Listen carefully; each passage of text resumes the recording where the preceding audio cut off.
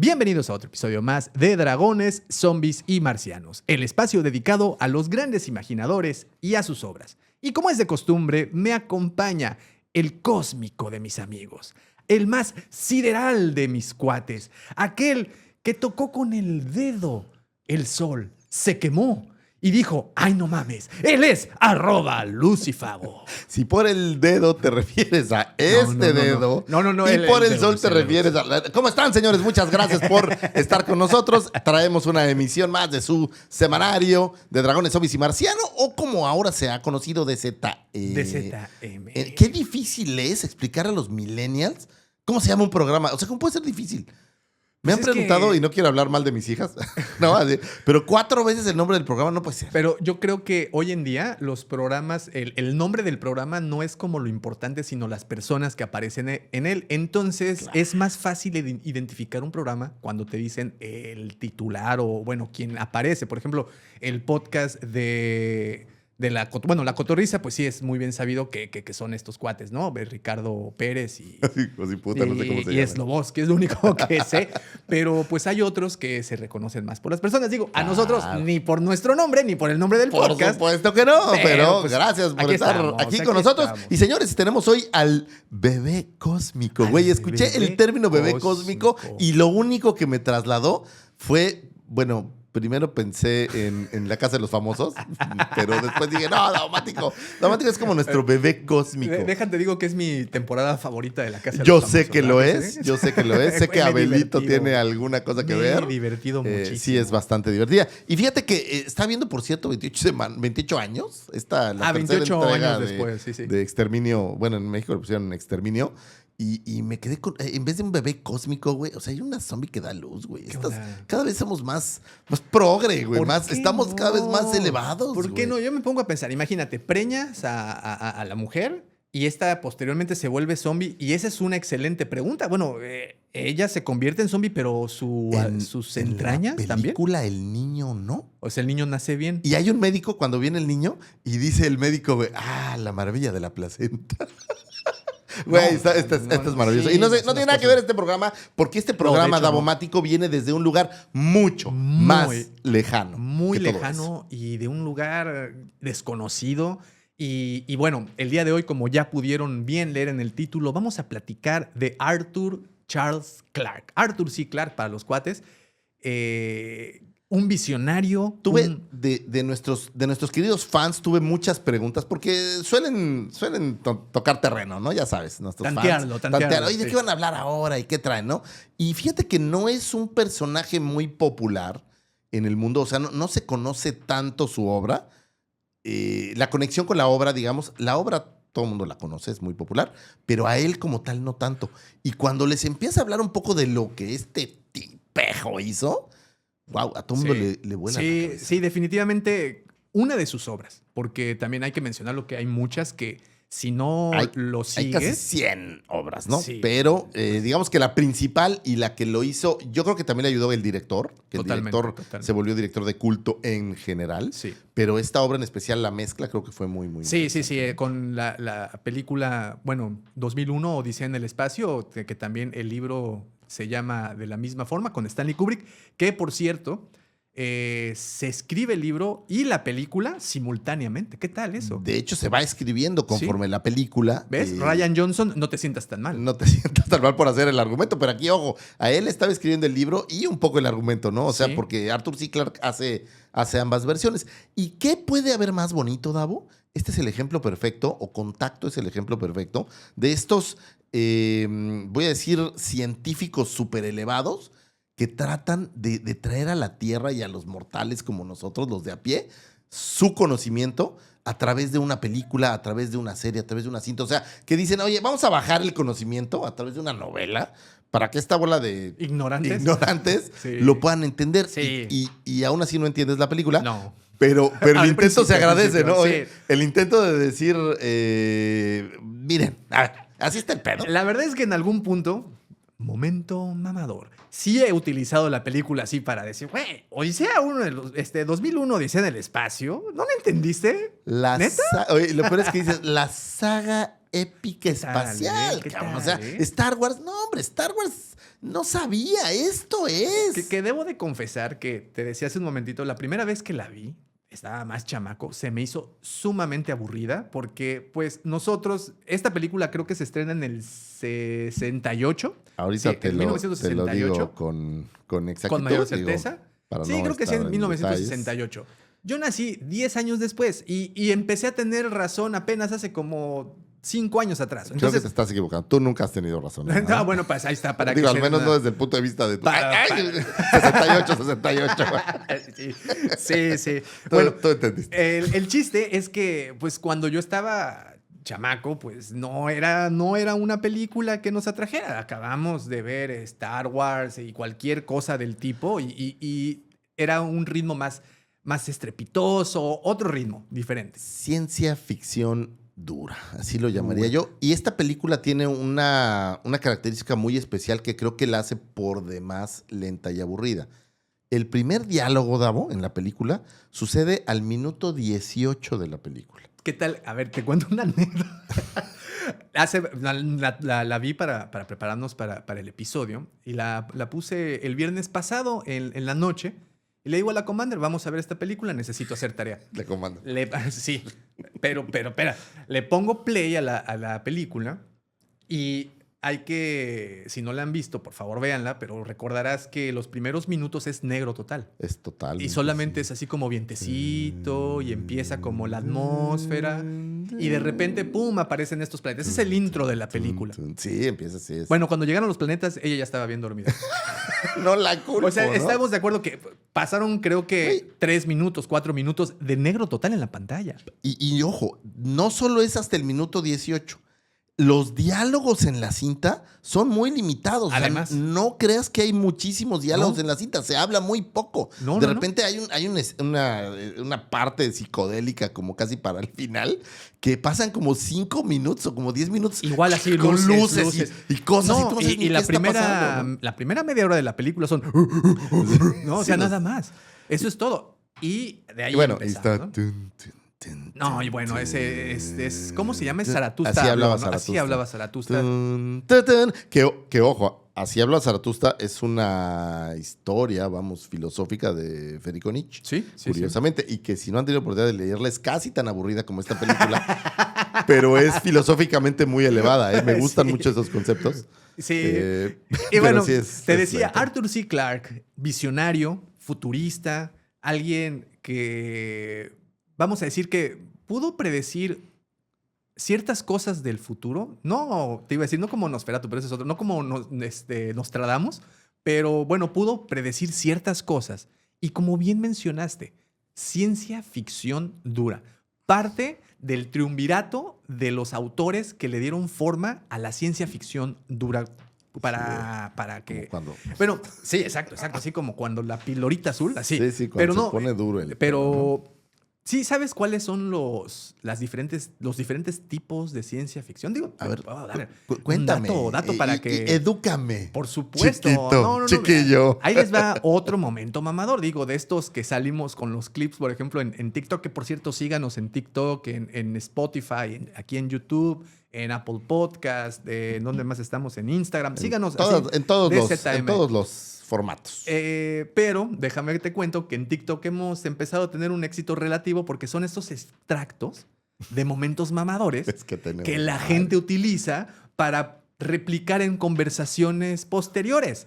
O sea, porque Claro, pues es que de es que esto se sueltas trata. un datúsculo, voy a decir Factoides, datúsculo, un factoide, porque ni factoide. siquiera sabes si es verdad. Pero tú lo sueltas y es ay, Y como papá. siempre decimos, ahí va, con seguridad para que se la crean. Sí, para No, que pero sí le Mira, investigamos. Lo Sí. importante no es saber. Lo importante es parecer. Parecer que sabes y lo dijimos el otro día, fake it until you make it. Y Claro. esa es la filosofía. Pero bueno, los tipos de ciencia ficción que hay son 4. El primero, que vamos a llamarle ciencia ficción dura, que es la que se basa en un 100% en la ciencia. O sea, que tiene argumentos científicos para poder generar las historias. Arthur C. Clarke es el mejor ejemplo de esto, ¿no? O sea, todas sus obras se basaron 100% en la ciencia y lo puedes ver, por ejemplo, en sus escritos, en sus historias.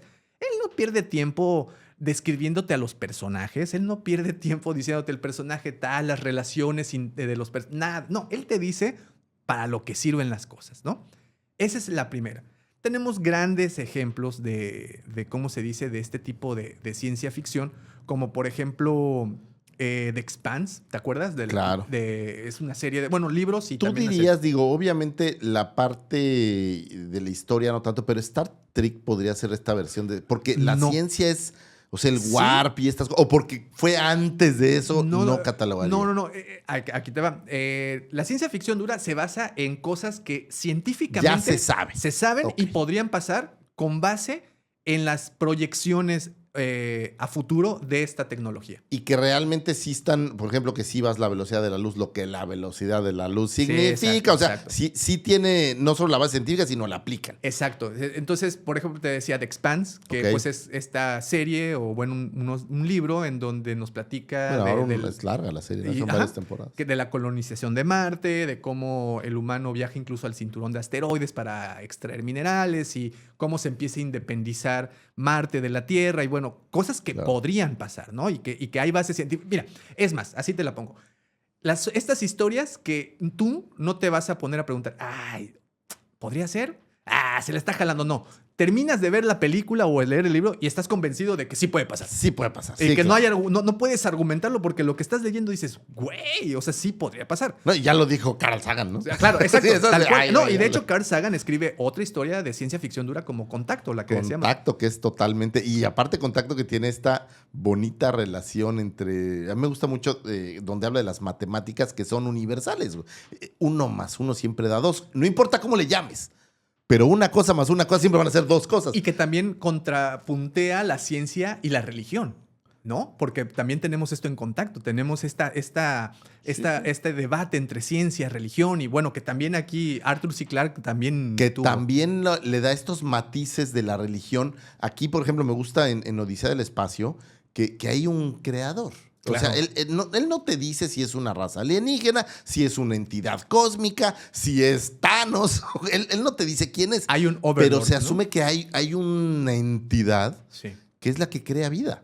Sí, es la dadora de vida. Otra, por ejemplo, ¿viste El Marciano, The Martian? De este... ¿Me convierto en marciano? No. Esa canción es muy buena. Ya no sé ni cómo me llamo. De este... Ay, sí, como... Matt Damon. Pero yo estaba pensando en un marciano, pero no, la que se queda varado en Marte. Sí, la que se queda varado en Marte. Claro. Es otro gran ejemplo de ciencia ficción que dura. Aparte habla de botánica y todas estas cosas. Así es. Eso es ciencia ficción dura. Cosas que se pueden... cosas que pueden pasar y que hay argumentos científicos para respaldar. Ok. De ahí nos brincamos a la ciencia ficción especulativa.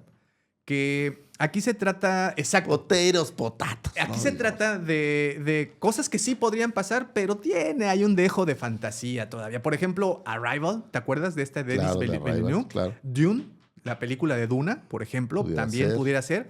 O qué tal Hair, que no precisamente tiene que tratar del espacio, también cosas de acá. No, bueno, la ciencia ficción no solo es espacial, ¿no? También es ciencia. Y bueno, de ahí tenemos la ciencia ficción blanda.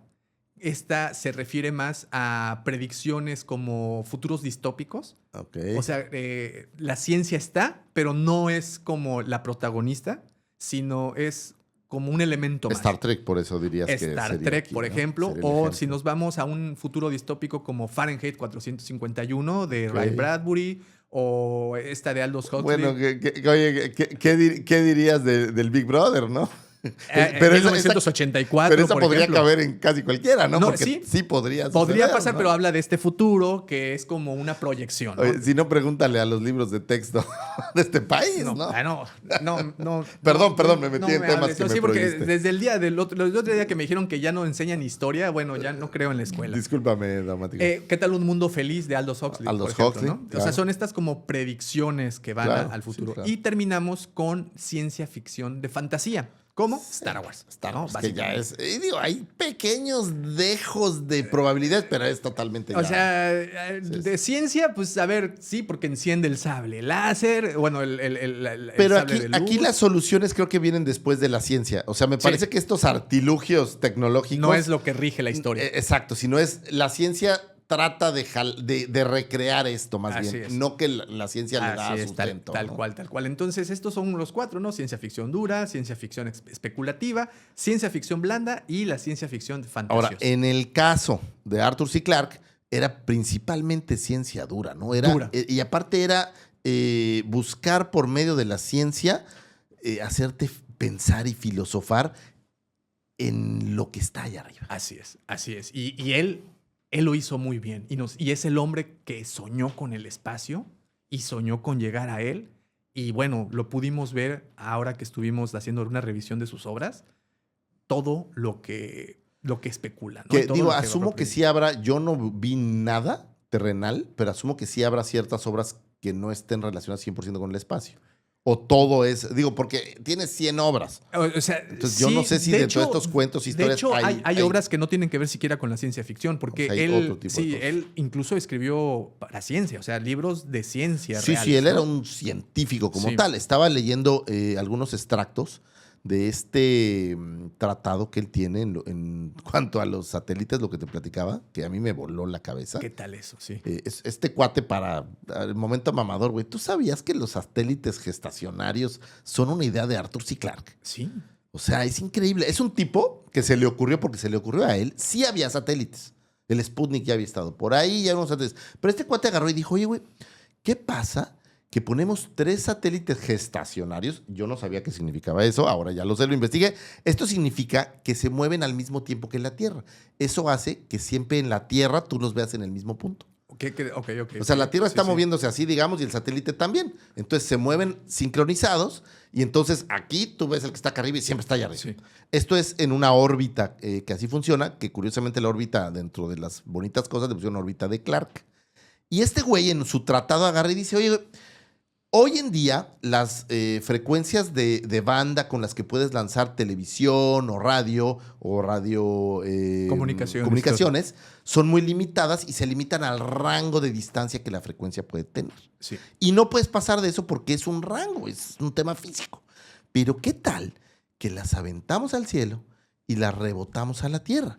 Imagínate que pusiéramos un satélite allá arriba y esto es él con su mente, científicamente diciéndolo, en un tratado, ¿eh? Sí. Yo había pensado que había sido originalmente como una historia, un cuento, algo. No, güey. Escribe un tratado al respecto. Tal cual, sí. Y entonces dice, y ahora, si ponemos 3 satélites colocados, y él te dice en dónde colocarlos, o da la estructura de dónde colocarlos con grados y latitud y longitud, te dice, si tú lo colocaras uno aquí y uno aquí, la Tierra estaría totalmente cubierta y podrías lanzar radiocomunicaciones a través de todo el mundo. Eso fue una genialidad. Y hoy, Sigue hoy, Davo, funcionando.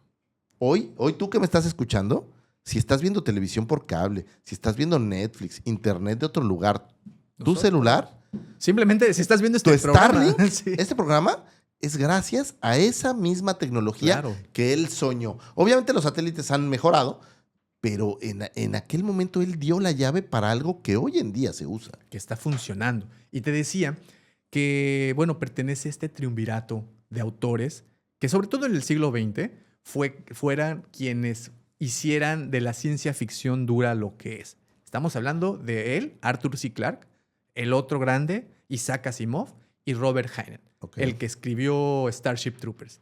Esos 3 autores fueron los que le dieron las bases a las historias de ciencia ficción dura y de ahí se partió para lo demás.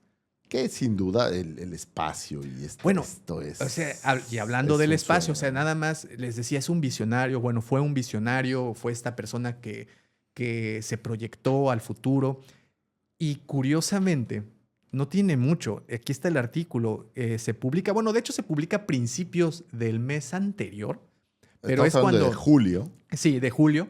Pero esto se dio más detalle y forma a partir de los primeros días de agosto.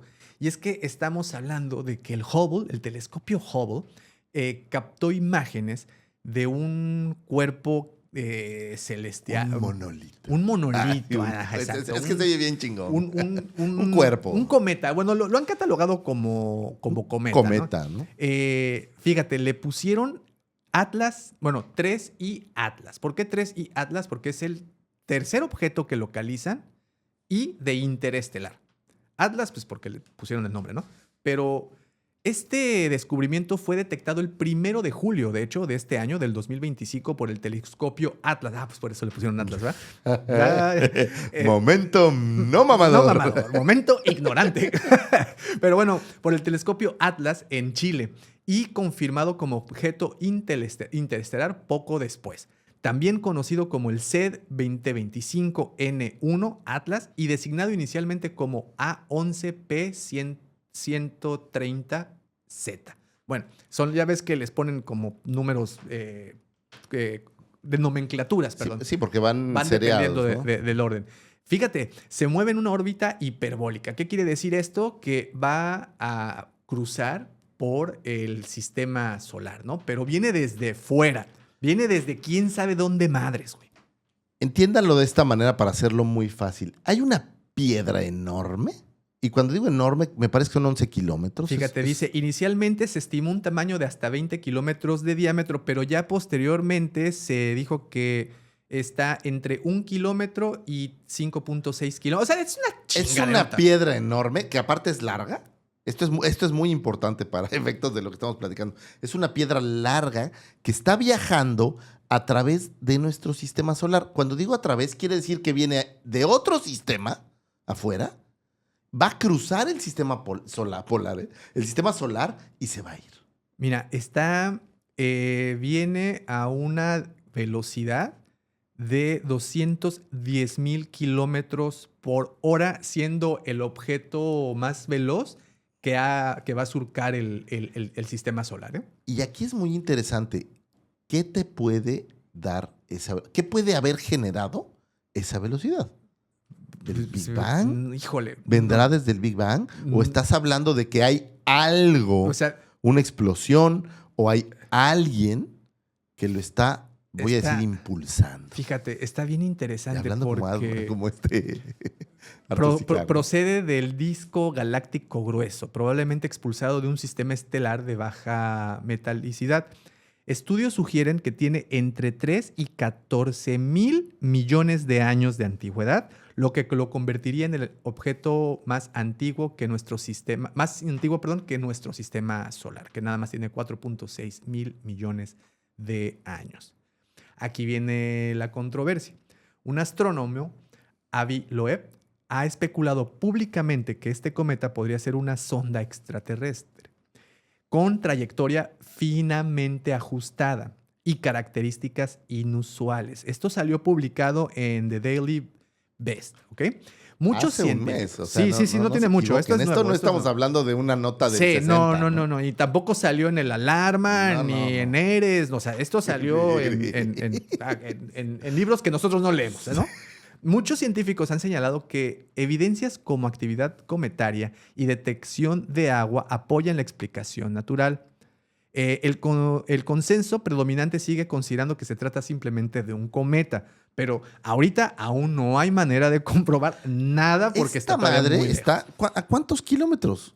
Bueno, en este momento, lejísimos, ¿no? No, sí, viene muy lejos. E incluso se dice que el próximo año, en algún momento del próximo año, mira, aquí está, está evaluando la opción de redirigir la sonda Juno, actualmente orbitando Júpiter, para realizar un sobrevuelo cercano en marzo del 2026, aunque hay dudas sobre su combustible y funcionamiento. O sea, sí se planea llegar a él para ver qué pedo, porque viene de muy lejos. Y esto nos lleva a mí a varias conclusiones. Uno, hoy tenemos la capacidad de tener una sonda en Júpiter. Yo pensaba que... No, también, ¿no? Pero imagínate la capacidad del hombre de hoy. Qué cabrón. Ya hay una sonda en Júpiter con la que tenemos comunicación y de la que podemos extraer información. Sí. Dos, desde lo lejos que estamos, ¿qué tanta información podemos obtener de este cuerpo celeste? O sea, tenemos una expertise, y me refiero al hombre, no a mí, tenemos una expertise muy grande del espacio. Obvio, no sabemos nada, pero lo que sí sabemos es impresionante para poder determinar el tamaño, de qué está compuesto. O sea, todas estas cosas es muy importante. No, es sumamente increíble. A mí me vuela es algo increíble. Y no es el primero. Como su nombre lo dice, es el tercer objeto interestelar que han detectado. El primero se llamó Oumuamua. Y se llama así porque es hawaiano, o sea, lo detectaron desde un telescopio en Hawái. Esto pasó en 19 de octubre del 2017 y el nombre en hawaiano significa mensajero que llega primero desde lejos. Es una forma alargada, bueno, o fue una forma alargada y muy inusual, aunque no se pudo fotografiar directamente, solo inferir por su curva de luz. Una longitud estimada de entre 100 y 400 metros, más o menos. Este fue el primero que nos empezó a volar la cabeza porque fue el primer objeto detectado que venía de quién sabe dónde madres. Y lo que es loco, no es esta clásica bola que estamos pensando que es un cometa, ¿no? No. Es como un mojón espacial. Como un trozo de caca espacial, Sí, tal cual. Otro, el Borisov. Este se descubrió el 30 de agosto del 2019 por el astrónomo aficionado Genndy Borisov, utilizando un telescopio construido por él mismo en Crimea. A diferencia del anterior, del Oumuamua, sí se parecía a un cometa clásico, con una coma, así como hacen como dibujito los cometas, de gas y polvo. Y bueno, este fue el primero. Y el tercer objeto es Atlas, 3I Atlas, que acaban hace un mes de descubrir. Ahora, ustedes dirán, ay, pues sí que interesante, un objeto en el espacio, lejos como la fregada. Pero ¿qué tiene que ver esto con Arthur C. Clarke? No, bueno, tiene que verlo todo, porque este señor en 1972 publicó un libro que el nombre en inglés no me lo sé muy bien, que es Rendervois Rama o algo por el estilo, pero bueno, en español o en castellano lo titularon como Cita con Rama. ¿De qué va? Pues básicamente de esto mismo. Estas personas... Es que es Resendus. ¿Te recuerdas esta película de El Renacida? Ajá, sí. Era Revenant, ¿no? Revenant. Es algo parecido. Redembus. Cita con Rama. El momento mamador de rompió. Sí, okay. Cita con Rama. Sí. Bueno, pues en este libro, escrito, por cierto, por Arthur C. Clarke, te narra cómo descubren un objeto que viene desde quién sabe dónde chingados y viene con con una trayectoria hiperbórea igual que estos objetos. O sea, que va a transitar por el sistema solar, que se va a acercar mucho al Sol. Hace 50 años, ¿eh? Ojo. Sí, básicamente. Hace 50 años alguien escribió que este señor, Arthur C. Clarke, que este objeto va a pasar cerca de la Tierra, aunque no tan cerca, va a llegar prácticamente hasta el Sol y se va a volver a ir. Un objeto gigante, cilíndrico, ahí están las similitudes, y que el humano entonces planea ir a investigar al respecto, manda una nave tripulada y entran ahí estas investigaciones. Una historia muy bonita, muy buena. Rama es el nombre que le dan a este objeto y es la nave Endeavour la que se acerca y no solo se acerca, Davo. No, lo abordan. Abordan este cilindro y lo abordan y se dan cuenta pues que no es una piedra. No, random, ¿no? Que es un objeto alienígena que definitivamente nadie conoce su proceder, nadie conoce quién lo hizo. Y bueno, así como este 3I Atlas que está, que está acercándose, pues también se especulaba, ¿no?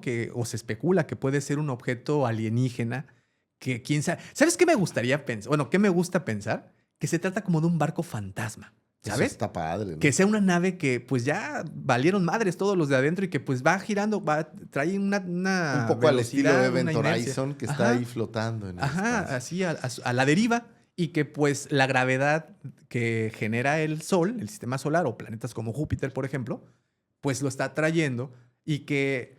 ¿Viste la película de Apolo 13? Sí. ¿Te acuerdas que cuando se descompone la nave...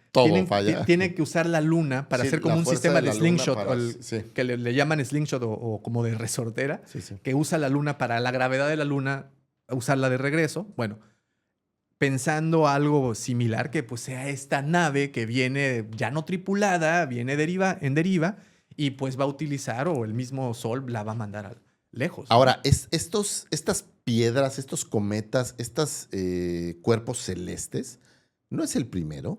Han estado dando vueltas, Pero románticamente hablando es lo más cercano que podríamos tener a una nave alienígena, ¿no? Estoy hablando románticamente hablando. Una cita con Rama. Y basado en un poco la ciencia ficción de Arthur C. Clarke. Lo que es muy impresionante es que Arthur C. Clarke haya predicho, y no digo que él pensaba que era específicamente este objeto, pero esta misma situación la ha predicho. Claro. Su único problema pues, es que todavía no tenemos la capacidad de volar hasta allá. Y físicamente, abordar e investigar, ¿no? Sobre todo por la velocidad que trae. Pero piensa en esto. ¿Cuándo va a estar en el Sol? A lo mejor se habla que en marzo del 2026 va a estar cerca de Júpiter. Entonces échale 3 años para llegar al Sol. Es un decir, ¿eh? No tengo idea cuánto sea. No, pero vamos a hablar para que se vea. No, en 10 años va a estar cerca del Sol, güey. Sí, más o menos. Posiblemente calculando las distancias. Estadística y probabilidad. Y a lo mejor en 10 años ya estamos listos. Posiblemente. Para acercarnos a la nave. ¿Te imaginas el pedo que sería que fuera una nave y que sí la abordáramos? No, estaría. Y que la historia fuera exactamente como lo dijo Arthur C. Clarke. Pues es que le daría otra vez al blanco. Viajes en el tiempo. Tal cual. Eso ahí está. sería. Ahí está. Ya, fíjate. Y si no, vayan a ver los programas de viajes en el tiempo, que por cierto tenemos 2. El lunes pasado se estrenó uno, el miércoles pasado, entonces ahí para que ahí pueden echarle un ojito. Pero bueno, ¿no? De esto vamos a platicar el día de hoy. De Arthur C. Clarke y esa capacidad que tuvo para, usando la ciencia como catapulta, poder llegar a historias fantásticas como esta, que estoy consciente que nosotros nos estamos imaginando, nos estamos aventando nuestras fantasías, pero pues bueno, es un paralelismo bastante curioso, ¿no? A mí me pareció muy curioso. Yo no había oído esta nota, se los digo. Yo había visto la historia de Cita con Rama. Y cuando Davo me mandó la nota que encontró, dije, güey, me voló la cabeza. O sea, esto es de verdad un momento Nostradamus. Oye, podemos bautizarlo momento Nostradamus. Sí. O sea, es un cuate que dijo algo que iba a suceder y prácticamente lo estás viendo en vivo. Las similitudes... Perdón. Sonó el carrito de aquí afuera. Las similitudes que tiene esto con la novela o la novela con la vida real son muchísimas. Está canijo. Es lo que es muy impresionante. Y por eso es que queremos hablar un poco de Arthur C. Clarke. Así es. Como si no hubiéramos ya hablado suficiente, pero queremos ahondar un poco en... Vamos a hablar, yo creo que de sus obras principales, porque como bien dijiste, hay muchos libros, muchos cuentos, sobre todo cuentos, hay muchísimos y bueno, vamos a hablar de lo más sobresaliente para, si les enganchan, pues puedan seguir indagando más en él. Y obviamente también vamos a hablar un poco de la vida de este gran autor. Arthur Charles Clarke Lucifagor nació el 16 de diciembre de 1917 en Minehead, un pequeño pueblo costero en Somerset, Inglaterra. ¿Qué pasaba en 1917 en el mundo, Lucifagor? Vamos para atrás. Teníamos la Primera Guerra Mundial. Estaba por, a un año de finalizar. Sabemos que Inglaterra estuvo muy involucrada en esta Primera Guerra. Así es que, pues, en ese ambiente nace este señor. A diferencia de otros autores, creció en una granja lechera familiar en la cercana aldea de Bishop Lanyard, rodeado de campos y naturaleza, lo que le dio mucho tiempo y espacio para observar el mundo y dejar volar su imaginación. Pues es que si naces allá en el rancho y pues no hay como mucho que hacer. Pero qué bonito que naces en un lugar totalmente opuesto a lo que imaginaste y puedes tener estas ideas en la cabeza. Hoy en día yo creo que hemos visto tantas historias parecidas pero tantas historias de ciencia ficción que creo que para la gente es más difícil imaginar cosas diferentes y nuevas. Sí, claro. En 1917, pues tenías una mente virgen, Davo. Total. No había teléfonos celulares. No veías a ningún niño con su celular. No había matatena. O sea, bueno, a lo mejor matatena sí, pero el yo-yo todavía no llegaba a tu casa. No, yo no llegaba a mi casa todavía. Los Duncan todavía no estaban en las calles, ¿no? Entonces, la canica era lo que dominaba y el soldadito, ni siquiera los solditos de plástico, entonces... Fíjate, desde pequeño pasaba horas mirando las estrellas con un telescopio casero que él mismo armó con piezas improvisadas. También era súper aficionado a leer revistas de ciencia popular y las primeras publicaciones de ciencia ficción que llegaban a Inglaterra, como Amazing Stories, que hemos platicado de esas publicaciones, las famosas pulp, ¿no? Las revistas esa revista merece un programa. Sí, la Weird Tales y esta de Amazing Stories.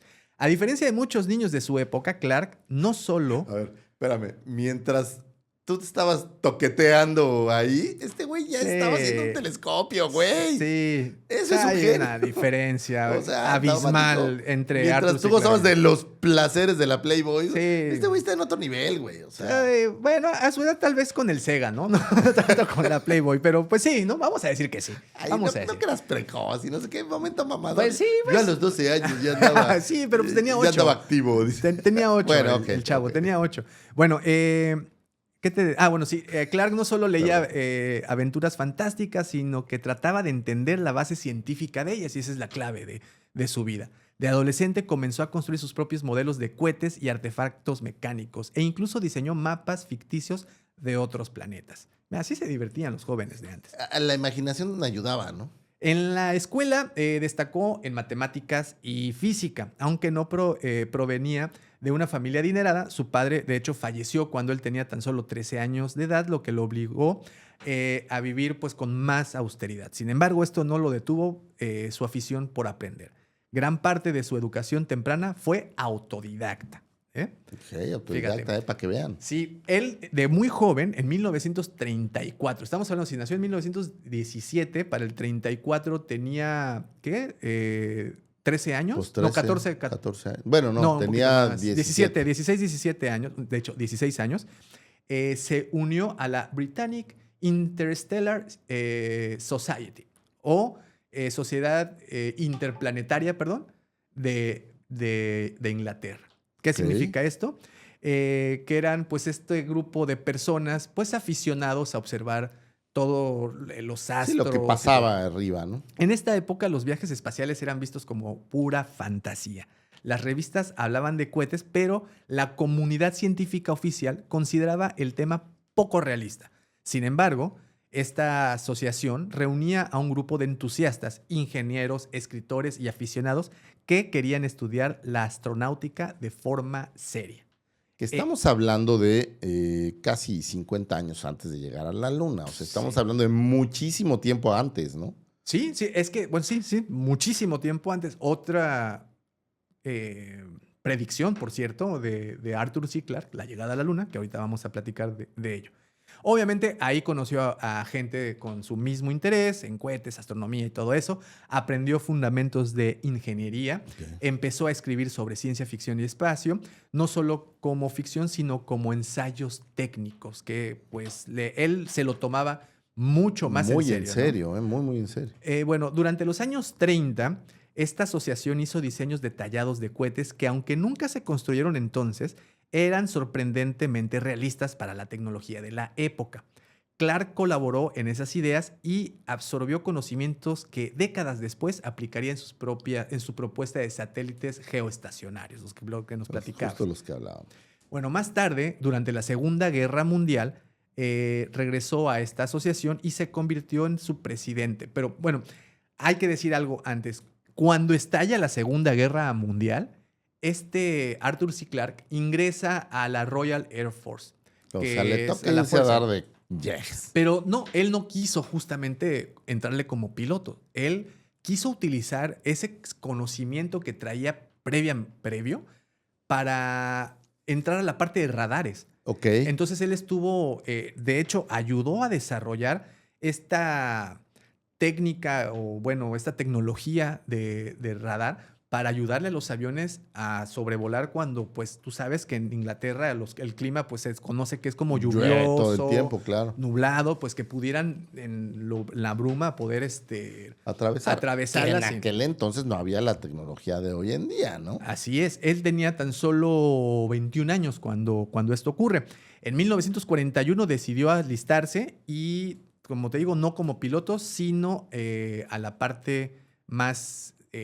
más técnica. Más técnica, así es. Fue asignado al Radar Section, donde se entrenó como especialista en Ground Control Approach, una tecnología de recién desarrollo para guiar aviones durante aterrizajes en condiciones de poca visibilidad. Que digo, ahora tienes un ticas que hace todo por ti, pero en aquel entonces había que meterle mano. Uno Sí. no había ser piloto. Fíjate, llegó al rango de Flight Lieutenant, o sea, como teniente. Ganó experiencia práctica en electrónica, telecomunicaciones y cálculo de trayectoria. Wow. Clark consideraba su tiempo en la Royal Air Force como una especie de universidad tecnológica acelerada, en la que aprendió más sobre ingeniería y física aplicada que en cualquier aula de entonces. Wow. Pues sí, o sea, No, pues, o aprendes o se te estrella o el se pinche muere avión, ¿no? todo mundo, ¿no? Entonces, Tienes que echarle ganitas. aquí sí, enfócate. Sí. Además, en esta etapa reforzó su disciplina de trabajo y su capacidad de colaboración en proyectos complejos, algo que se trasladaría tanto a su escritura como a su labor en la divulgación científica, lo que mencionabas, ¿no? Que era un gran divulgador científico, un poco lo que era Carl Sagan antes de Carl Sagan. Así es. Así es tal como cual. lo vi yo. Originalmente lo pensaba como un autor novelesco de ciencia ficción, pero creo que era más un divulgador científico. Sí. Y algo que, justo lo que les decía hace rato, ¿no? Esta intención de que tú aprendas, Davo, por medio de sus historias, es lo que creo que es muy valioso.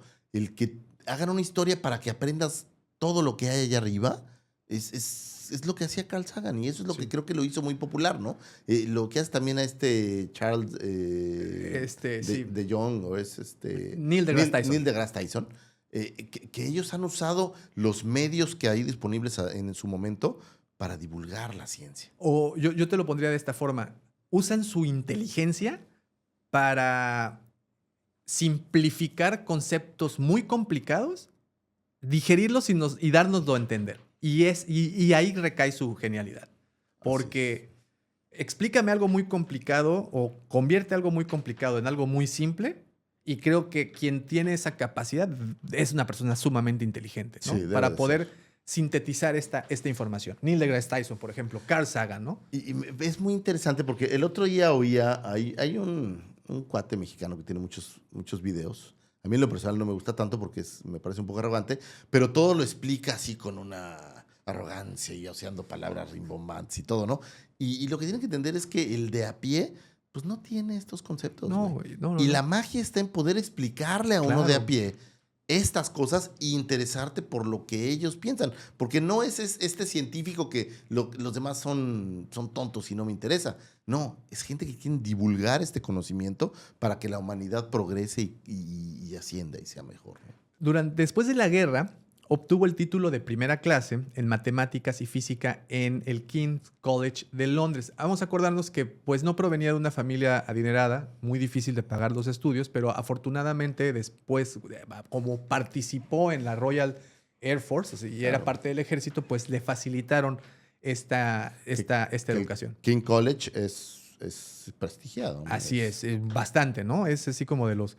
Después de esto, trabajó como editor asistente en Physics Abstract, una publicación, y Clark sirvió como presidente de la British Interplanetary Society entre 1946 y 1947, y nuevamente entre 1951 a 1950. Y uno pensaría, ¿no? ¿Qué hace la Interplanetary Society si todavía no podemos viajar interplanetariamente? No, pero creaban, te digo, esos conceptos. Y fue durante ese lapso en donde en un escrito para una revista llamada, una publicación llamada Wireless World, en donde envía este concepto del satélite geoestacionario, como bien mencionas, el poner un objeto artificial a 35,000 kilómetros de altura sobre el Ecuador para entonces poderlo utilizar como repetidor, ¿no? Y como para poder tener mayor cobertura en las comunicaciones. El artículo se llamaba Extraterrestrial Relays. Can rocket stations give worldwide radio coverage? O sea, él lo que estaba tratando de explicar es cómo generar cobertura de radio a nivel mundial, ¿no? Que el radio en aquel entonces era un medio pues importante. Estamos hablando de... Esto lo escribió en 45, güey. O sea, la televisión pues nada que ver y el radio era el medio. Y lo escribió a sus 27 años, Davo. O sea, no era... No, pues es que... No crees que era el maestro que ya tenía... Tanta recorrido, ¿no? Tanto recorrido, ¿no? Y esto se le ocurrió 12 años antes de que se lanzara el primer satélite. O sea, el Sputnik, este primer satélite donde iba el perrito, ¿te acuerdas? Laika. Se lanzó hasta 57, güey. O sea, 12 años antes de que siquiera hubiera en el No, cielo pero algo. el Laika se fue en un cohete. No, el Sputnik fue Sputnik solito. era... No, pero sí había un perro. ¿Qué había en el Sputnik? ¿No había un Nada, chango? no, Ah, era nada más así. satélite. Sí. Laika la mandaron y pues Ay. nunca regresó la pobre. No, Laika. pues... ya quedamos, ¿no? Que no podía Qué pushar cruel, ¿no? Red Y Button. nomás por no dejar, Clerk proponía colocar 3 satélites equidistantes en órbita geoestacionaria, es decir, a 35.786 kilómetros de altura sobre el ecuador terrestre. Orbitarían a la misma velocidad que rota la Tierra, o sea, se mueven al mismo tiempo que la Tierra, parecerían fijos para el que esté en la Tierra, si tú volteas siempre lo verías arriba de ti. Desde esa posición, cada satélite podría cubrir aproximadamente la tercera parte del planeta, es decir, como si fuera un... ¿Te ha tocado ver satélites en la noche? Hay una aplicación que te los muestra. Fíjate Por que cierto, entonces sí he visto. tenemos la costumbre de cenar como a la misma hora en la casa y entonces después de que lavo los platos, salgo así a sacarme las manos al patio. Ya un mundo nos vigila. No, y entonces es mi momento de observación y siempre, desde hace ya algunos meses, a las entre 8:25 y 8:35 de la noche, porque ya volteo al reloj así ya de natural, pasa un satélite, justamente. Ese es mi dron con el que te estoy persiguiendo, Con dramático. razón, ahora entiendo las fotografías. Digo, para los del ocio, hay una aplicación del celular que se llama, me parece, Satellite Check o algo así, y te va mostrando, si tú pones el celular, te empieza a mostrar en el cielo dónde qué están chido. los satélites. Está Pues chido. hay que bajarla. Bueno, a esta órbita, como bien mencionas, la bautizaron como órbita Clark en su honor. ¿Qué tal esto?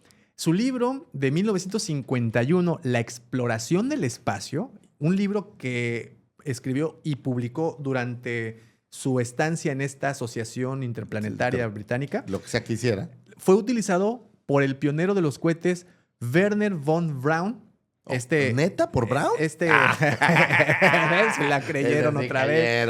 No, pero bueno, aquí sí viene un momento mamador porque este científico sí es como de los renombrados que... ¿Te acuerdas del programa de los Estados Unidos en donde agarraron a científicos nazis para llevárselos a Estados Unidos a trabajar en la NASA? Sí vi la película.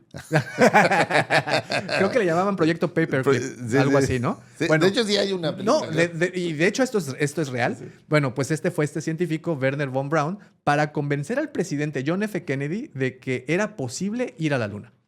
O sea, fue gracias, la idea primigenia, esa chispa que encendió la idea, la tuvo Arthur C. Clarke. Y recordemos que fue Kennedy uno de los grandes impulsadores del proyecto lunar. Sí. Digo, lo asesinarían antes de llegar a eso. En el mismo año. En el de mismo hecho. año 69. Y ese mismo 69 se llegaría a la Luna, pero ya no lo vería Kennedy, ¿no? Ya lo vería, me parece, no sé si Nixon, me parece que creo que fue el que ya le tocó a... Ay, muy buena. Me parece muy que fue buena Nixon. Pero Pero sí sería Kennedy este gran impulsor de la NASA, o sea, el que le metería a la NASA las tuercas. sí, y bueno, como se pueden imaginar, pues a partir de ahí él se convierte también en escritor, pues también tenía una imaginación desbordada Muy loco. y empezó a escribir pues pequeños cuentos que se empezaron a ¿cómo se dice? A publicar justamente en estas mismas revistas, ¿no? Como te había dicho.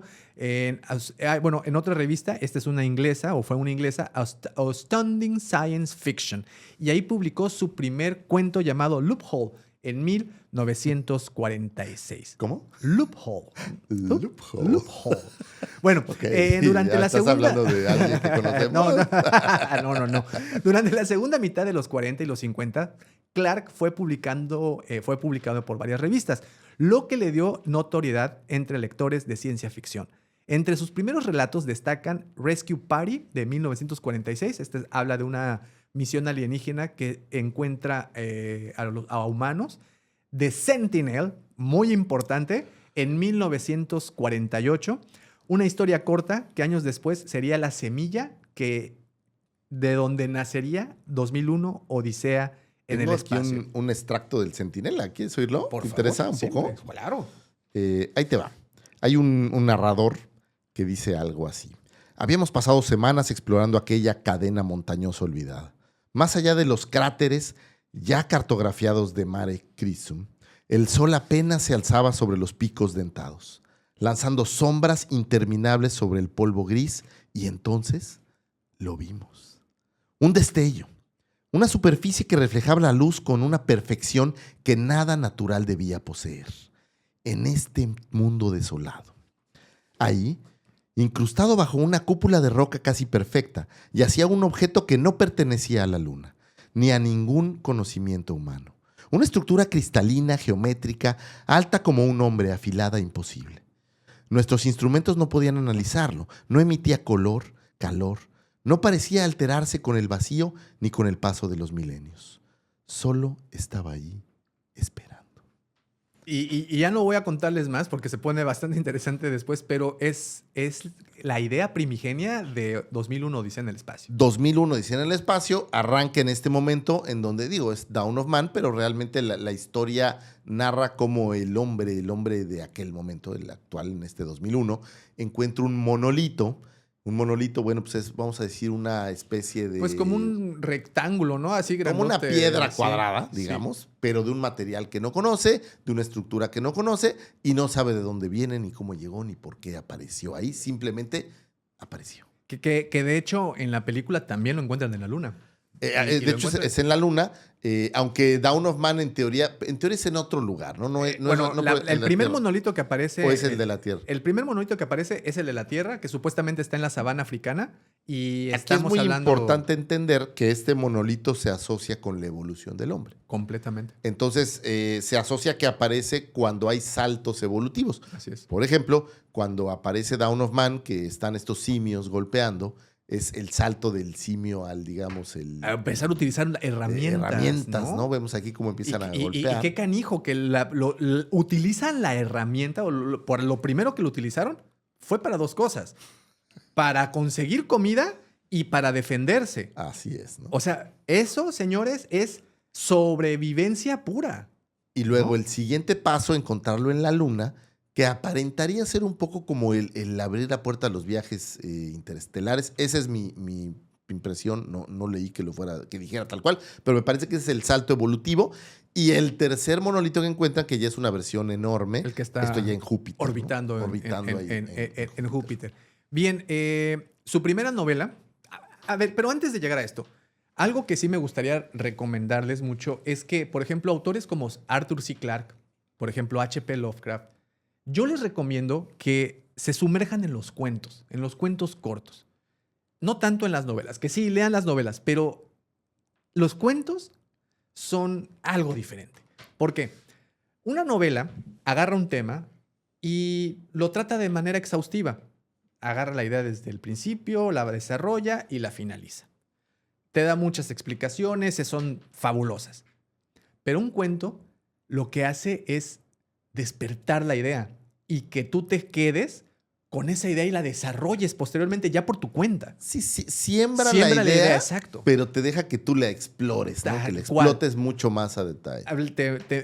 Nos echamos el de la estrella, que también es otro cuento de Arthur C. Clarke. Loco. ¿Y qué tal te deja? O sea, porque no concluye. La historia no concluye, simplemente la deja en un momento específico de esa historia. Ahora, algo que me gusta de esta ciencia ficción de Arthur C. Clarke es que me parece que siempre busca, o toda ella buscó, más que entretener, dejar una filosofía detrás, dejar un entendimiento de lo que él pensaba que podría ser el futuro del hombre, ¿no? Sí, hay por ahí este cuento que supongo que hablarás ahorita de Child's End, en donde te deja una serie de enseñanzas filosóficas. Mira, yo creo que vamos a platicar de tres. Vamos a platicar de tres de sus libros, que sí son novelas. El primero de ellos es Cita con Rama, aunque no van en orden cronológico, porque bueno, el primero sería el fin de la infancia. Ese es el primer libro. El siguiente libro del que queremos platicar es Cita con Rama, que ya mencionamos gran parte de su trama hace un momentito. Y el tercero, pues definitivamente 2001, Odisea en el espacio. Y yo hablaré de la saga de Odisea del espacio. La saga entera y también la comparación, las diferencias entre la película y el libro, que también hubo ahí. Pero de regreso sí, yo les recomiendo que exploren los cuentos de Arthur C. Clarke. Si son huevones y no les gusta leer, están en Amazon varios de ellos. ¿Hay antología de cuentos de Arthur C. Clarke como tal? Sí, hay varias antologías, hay varios, ¿cómo se dice? Compilados de estas historias que no tienen nada que ver una con la otra, pero son muy buenas. Oye, ¿no han hecho cómic, ¿verdad? ¿O sí habrá alguno? Fíjate que eso no lo Eso sería mencioné. interesante porque las historias dan para hacer. No, están tremendas. Bueno, su primera novela, Prelude to Space, la escribió en 1947, pero se publicó hasta 1951. Y esta no fue un éxito masivo, pero llamó la atención porque describía con gran precisión técnica un lanzamiento a la Luna. 12 años del primer vuelo de Yuri Gagarin, el ruso, y 18 antes de la llegada del Apolo 11. Para que nada más se vayan dando una idea de la proyección que tenía. Que era un tipo que ya veía que sí se podía llegar. Digo, la tecnología a lo mejor en aquel entonces te daba la idea de que sí había cosas que se podían hacer, pero él masterizó, porque no estaba tan lejos, ¿no? No. De hecho, no estaba nada lejos. Cómo idearon la manera, pues aquí nació la idea, ¿no? Y esto, un pequeño paréntesis. Hace rato, al principio del programa, hablábamos de ciencia ficción dura, ciencia ficción especulativa, blanda y de fantasía. Y siempre también hemos dicho que Julio Verne es el padre, el abuelo, el creador de la ciencia ficción. Ahora bien, Julio Verne tiene un libro que se llama Viaje a la Luna, claro, en donde él pues plasma la idea de cómo piensa que podría llegar a la Luna. ¿Qué es? ¿Tú qué piensas que es? ¿Ciencia ficción dura, especulativa, blanda o de fantasía? Esa historia. Yo creo que cambia conforme al contexto del tiempo. Totalmente. Para cuando Julio Verne le escribió, yo creo que era ciencia ficción dura. Completamente. Y entonces, ¿qué sí podemos hacer? Sí, pues es un cañonzote. Y eso sí, un cañón, disparas, una pistola. ¿No? Eso sí se puede hacer. O sea, ahí lo tenías esa tecnología. Así es. Y nada más especularon en hacer una pistola gigantesca. Y hoy ya lo ves fantasioso porque te parece pues, que es entre cómico, romántico. Y romántico. Pero para su época. Pero ¿qué tal? Habíamos hablado también de H.G. Wells en su momento, que también tiene un libro de un viaje a la Luna que se llama Los primeros hombres en la Luna.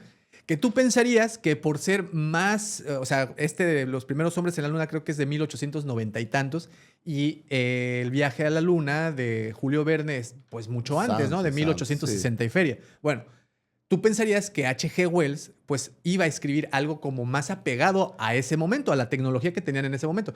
Pero el cabrón se aventó ¿cómo se le llama? La maroma de decir que pintamos la nave con el carborita y pues esa sustancia hace que flote y pues ya. Pero ojo, ahí por ejemplo... Eso es fantasía. Esa sí era fantasía. Entonces esa sigue siendo fantasía hoy en fue día, el choque, ¿no?, que tuvieron H.G. Wells y Julio Verne en su momento. Mientras que decía Julio Verne, güey, es que yo sí estoy esforzándome por tratar de hacer una teoría que puede ser real. Este cabrón está fantaseando de que pintas una nave de algo que se llama carborita y flota. Entonces... Ahora, a diferencia de ellos dos, yo creo que Arthur C. Clarke, a la fecha, sus teorías son muy válidas. Siguen siéndolo, Siguen siendo muy válidas. Son muy puntuales, sí. Me parece que físicamente era mucho más cercano. Obviamente había más información disponible que para Julio Verne. Y Julio Verne no era un científico como tal. No, claro que no. Entonces sí hay... Era más aventurero, pero un pues poco más adulto, le pegó. No un científico. Pero aquí Arthur C. Clarke sí aprovecha la parte de ciencia que conoce para crear ideas que pudieran jalar, ¿no? Y bueno, vamos a platicar un poquito más de la vida de Arthur C. Clarke. Ya una vez que termina la Segunda Guerra, él, bueno, está en esta asociación interplanetaria británica, empieza a escribir, empieza ahí a moverse. En un viaje a Florida en 1953, estábamos hablando más o menos de la época, Clarke conoció y se casó rápidamente con Marilyn Mayfield, una divorciada estadounidense de 22 años con un hijo pequeño. Pues quería el green card del Arthur. Quería la green card. No quería que lo agarrara el ICE, güey. Bueno, se separaron definitivamente después de 6 meses de casado, aunque pues su divorcio no se formalizó sino hasta casi 10 años después. O sea, permanecieron medio casados. Aquí... No, es que él se fue, ¿no? Sí se fue. Ahí vamos. Ustedes saquen sus conclusiones, ¿de acuerdo? Yo no voy a decir nada, yo no voy a poner ninguna etiqueta, yo simplemente voy a dar los eres factos. Políticamente incorrecto todos los programas y ahora resulta que voy a dar los factos, dar los factos. Okay, el matrimonio fue incompatible desde el principio. Bueno, dijo Clark, Marilyn nunca se volvió a casar y falleció en 1991. Clark tampoco se volvió a casar, pero mantuvo una estrecha relación con un hombre de Sri Lanka llamado Leslie Ekaneyake. ¡Qué curioso! Sí, bueno, ahí vamos a mencionar también que Arthur C. Clarke para 1956, lo cual lo hacía tener un poco menos de 30 años. Sí, ¿verdad? No, Sí, nació en el 17. Casi 30, 27, 37, 47, casi 40 años. Casi 40 años. La crisis de los 40, sí, papacito. No, pues le pegó duro Abusado, el proctólogo, ¿eh?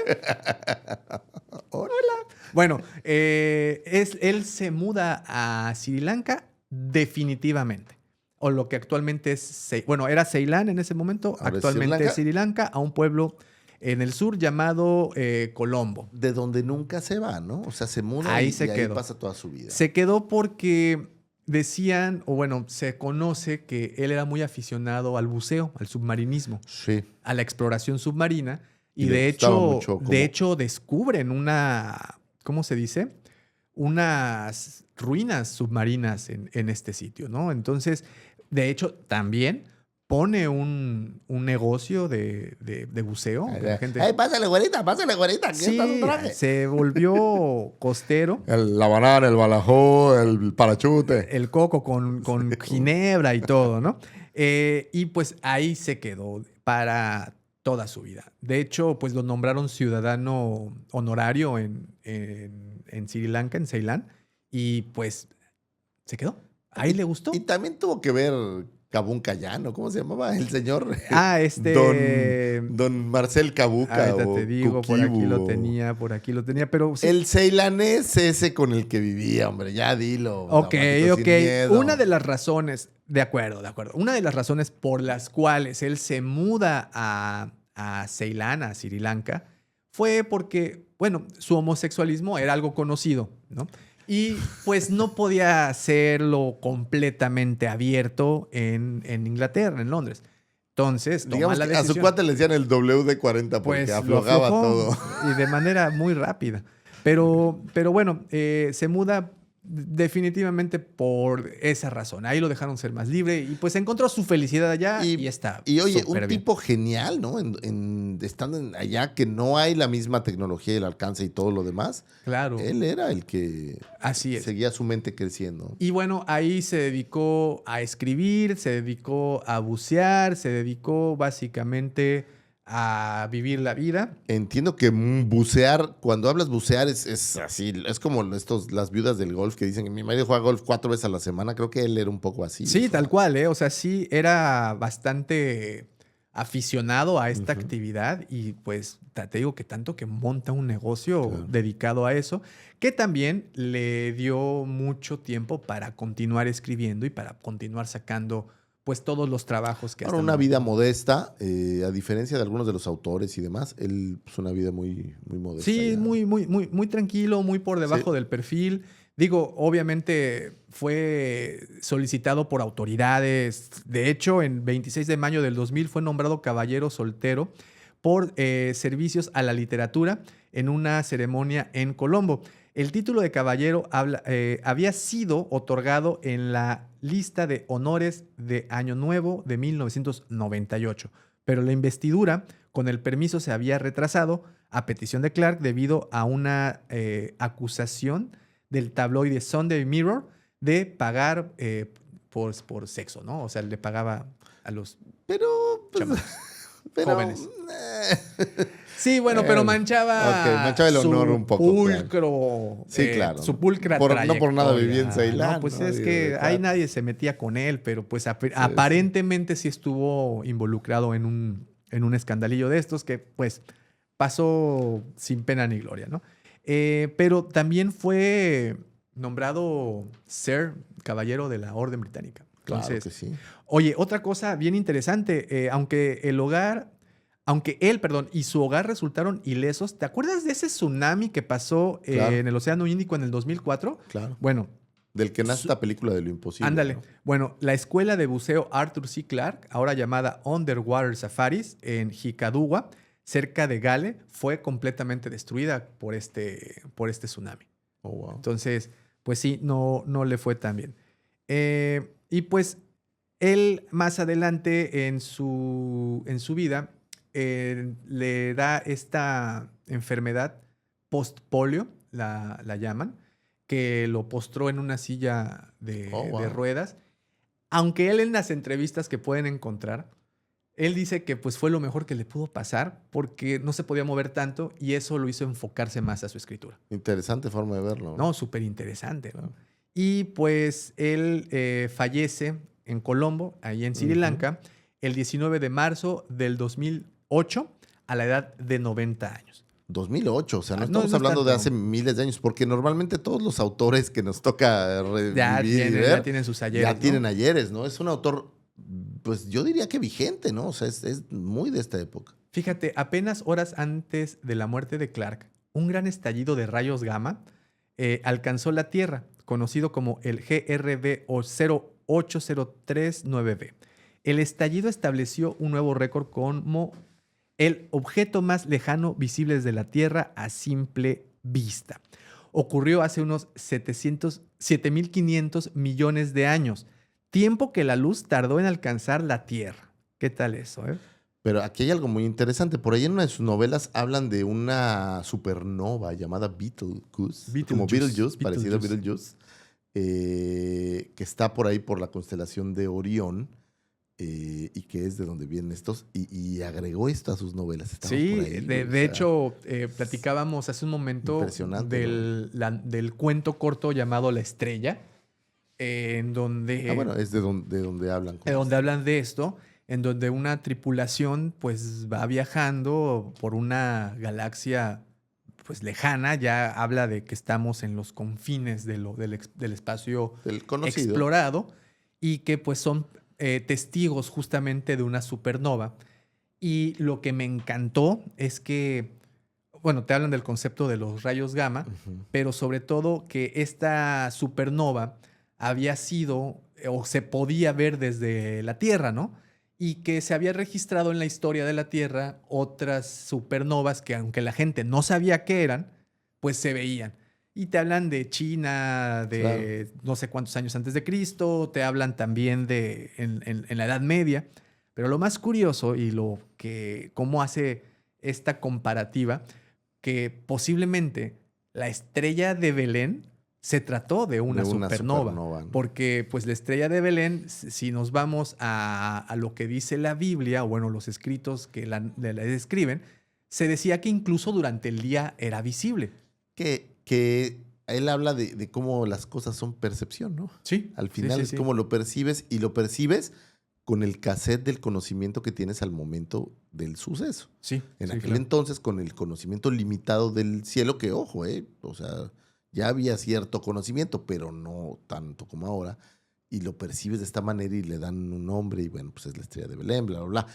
Pero esta historia, Daumático, pues es un poco más triste, sí, ¿no? No, con una deprimente, desesperanza muy te deja fea, con una esperanza de ¿no? cómo somos Nada. nada. Somos nada. Somos un momento en el tiempo que ni siquiera un parpadeo en el largo calendario del universo, como dijera Pues, Neil deGrasse. Pues como ¿no? la canción de Pink Floyd, ¿no? A Momentary Lapse of Reason. O sea, somos eso, Un espacio. nada. Un espacio pequeñito, ¿no? Somos absolutamente nada. Y bueno, esa es un poco la vida de este señor, muy interesante. De verdad que creo que es alguien que utilizó su conocimiento aplicado a las historias, ¿no? Y eso es lo que hace que estas, hoy en día, una, sean vigentes, dos, muchas de los objetos y situaciones que se plantearon en ellas, aquí están, ¿no? Están allá arriba, los puedes ver con una aplicación. Hablamos de Cita con Rama, la primera novela que nos gustaría recomendarles de él. Okay. Ya hay audiolibro por todos lados. Hay audiolibro. O sea, la novela no es muy extensa, son 300 páginas. Como ya les platicamos, pues habla de este objeto interplanetario, interestelar, que llega de los confines del espacio. Es un objeto cilíndrico, el Endeavour. Con una tripulación logran aterrizar en ahí. él y empieza una investigación en donde pues van descubriendo literalmente un mundo dentro de este cilindro, incluso hablan de un mar cilíndrico, porque pues al no tener gravedad pues había Claro. ser un tubo y pues el mar Da rodeaba el vueltas. tubo. Y Y- en estos tubos, bueno, en estas mares, había como ciudades. Y le ponen Nueva York y Y es París. interesante, pero que no encuentran vida como tal, o sea, no encuentran No. marcianos o No, encuentran algo extraterrestres. a lo que llaman biots. Son como máquinas, ¿no? Son como robots, digamos, entre Biológicos, comillas, sí. biológicos. Y pues al final tratan de determinar por qué, ¿no? Como siempre el hombre, tratan de saber por qué está ahí, de dónde viene, cómo vino. No, qué y hizo. lo peor del caso, que intentan capturar a uno y traerlo a la Tierra para estudiarlo, y es en donde le dan en la madre a toda la misión. Para Bueno, no más variarle, cosas, ¿no? parten la clásica de película. Sí, o de sea, ciencia vamos ficción. a agarrar uno, Llévate uno. pues para que lo estudiemos, sí, a huevo, agárrate a la araña de 8 pinches metros de altitud, güey, ¿no? Seguro que no pica, ¿no? Bueno, la verdad está muy interesante. Te decía que cuando lo empecé a leer se me hizo una especie de narrativa muy similar a las de Julio Verne, de Viaje al centro de la Tierra, porque no te narra, como Julio Verne en esa novela, no te narra las personalidades, las relaciones entre los protagonistas. A duras penas conoces el nombre y apellido de los personajes. Es aventura, aventura, aventura, Sí, aventura, pasó esto, aventura, ta, todo el tiempo, ¿no? La verdad es muy buena. Tiene continuación. Es primero Cita con Rama, Rama 2, luego Los Jardines de Rama, y no recuerdo la cuarta, el nombre de la cuarta. Lo que sí hay que decir es que de él, de su autoría, 100% solo es la primera. La Rama 2 Fue y un las universo subsecuentes, que se desarrolló. aunque lo ponen en la portada como Bueno, es que es basado en la basado obra en la, de- pero son otros escritores. Él solo hizo la primera, pero de nueva cuenta tenemos este paralelismo con lo que les dimos al principio, ¿no? Con estos cometas o estos cuerpos interestelares que están visitando y que está nuestro tal cual. sistema solar, ¿no? Va a pasar, aquí está, digamos, el sistema solar, el Sol, los planetas, y va a pasar así. Y se va a Se ir. va a ir.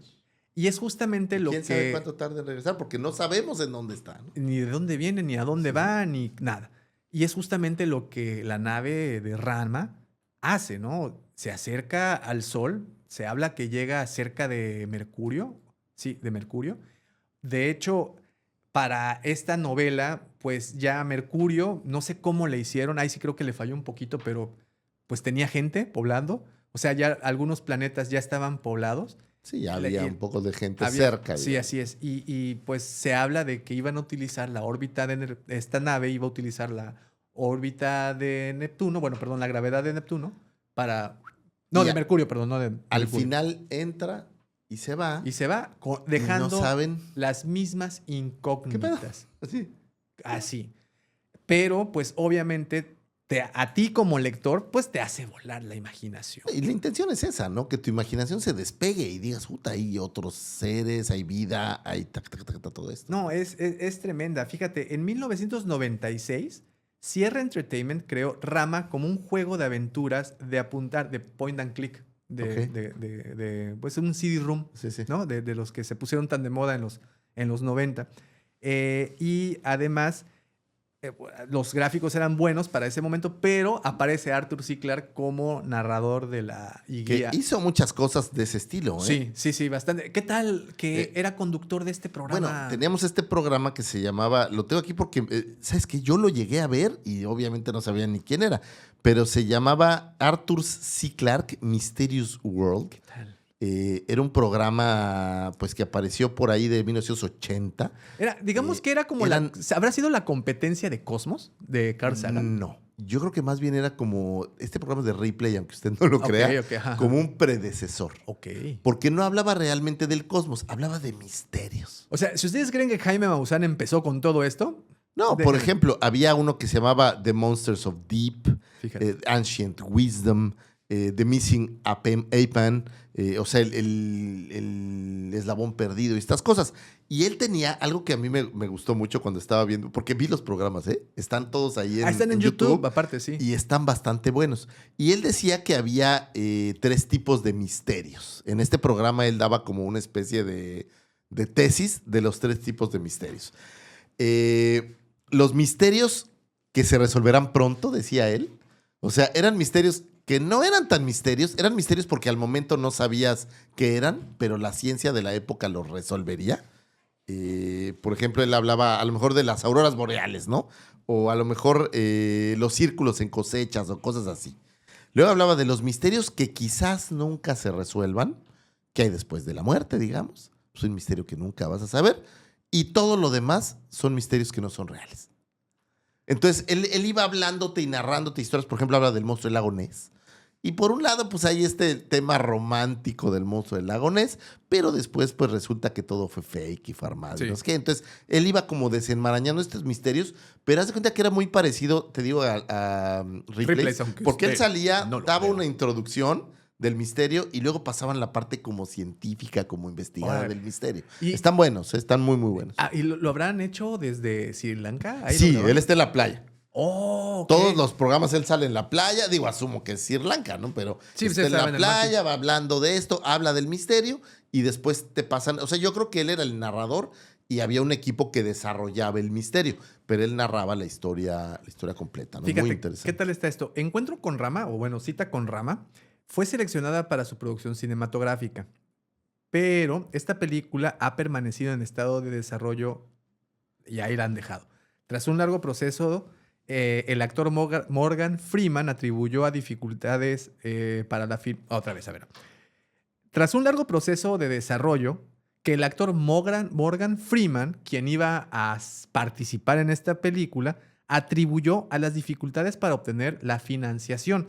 En el 2003 se supo que el proyecto podría seguir adelante.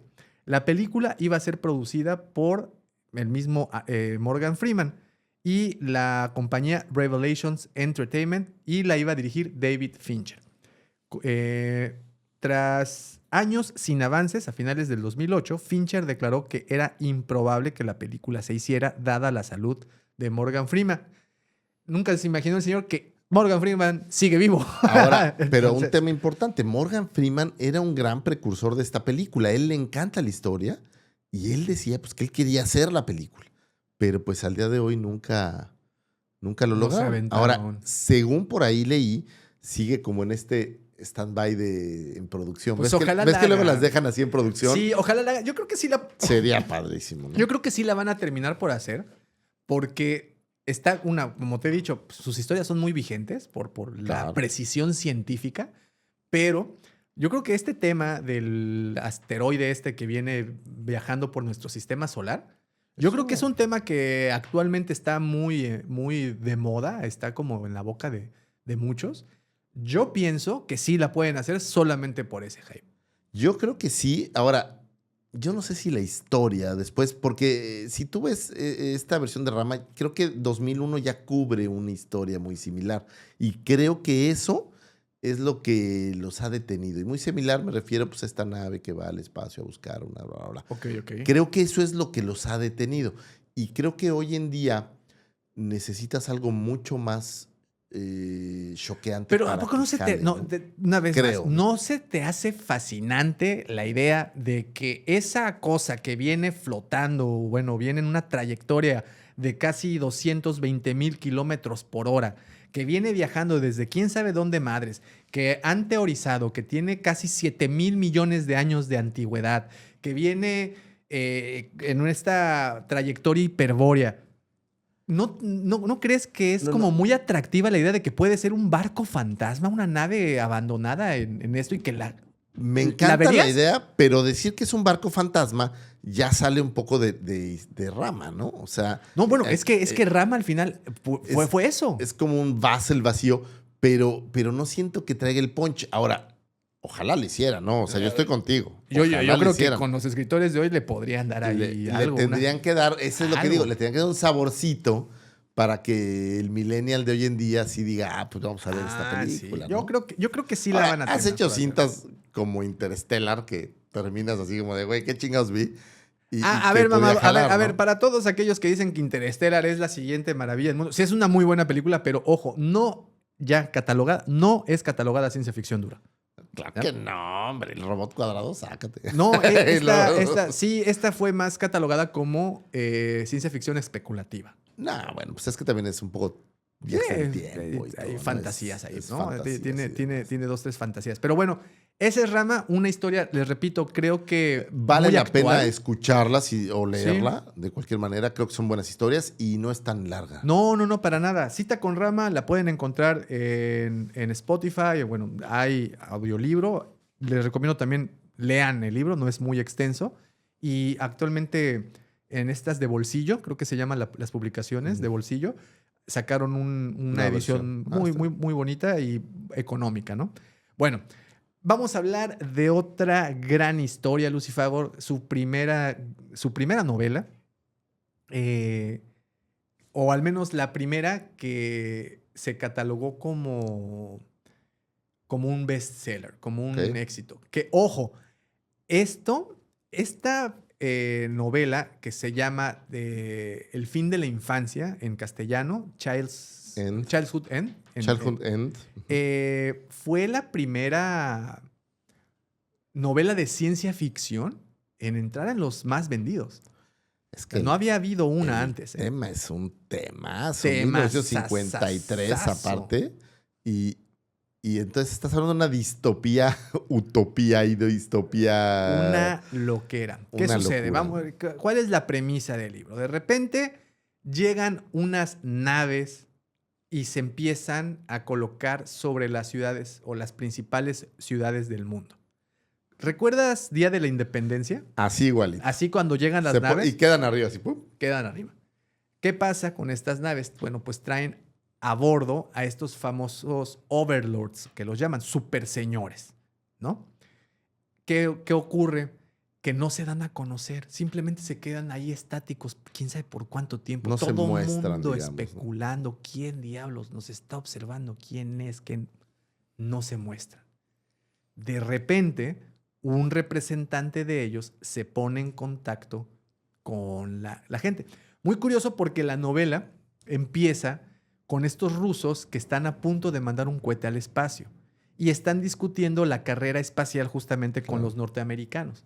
Y están en ese momento de que sí, están de hecho viendo el cohete, ¿no? Están paraditos ahí en la lanzadera. Una madre más grande. Y de repente llega una nave mucho más grande y dije, ¿sabes qué, güey?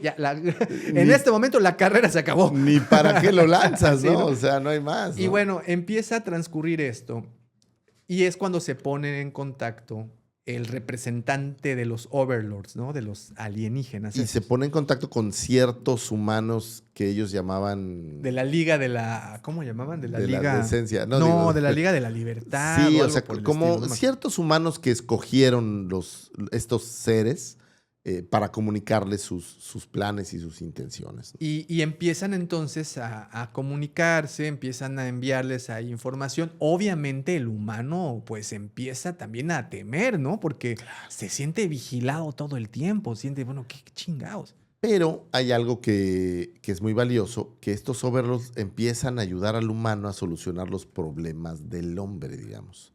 Empiezan a solucionar las enfermedades, la gente se empieza a curar, la hambruna se empieza a curar. Hace algo que me gusta mucho, redistribuyen los recursos del planeta para que nadie le falte nada. Entonces, el agua, donde faltaba agua, mandan agua donde había de más agua, y la comida. Y entonces llega un punto en donde todas las necesidades humanas están cubiertas. Fíjate, en la historia misteriosas naves extraterrestres aparecen sobre las principales ciudades. Bueno, eso ya lo platicamos. Sus ocupantes, llamados superseñores, overlords, intervienen para eliminar guerras, hambre, conflictos e instaurando una paz mundial duradera.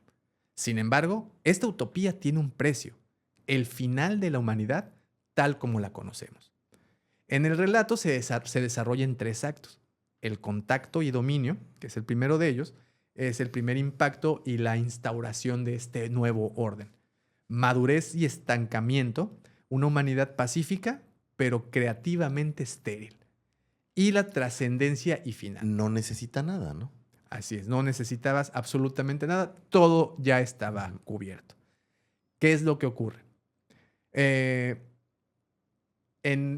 Pasa una generación, porque aparte la historia transcurre en muchos años. Generaciones. En generaciones. Sí, son 3 bloques de generaciones. Así es. Y en la tercera generación empiezan a nacer... Bueno, ya una vez que lograron acabar con todos estos problemas, que es muy curioso porque traen las soluciones, pero incluso con estas soluciones y ya sin guerras, se acaba el racismo, se acaba todo lo malo que ocurre, se acaba.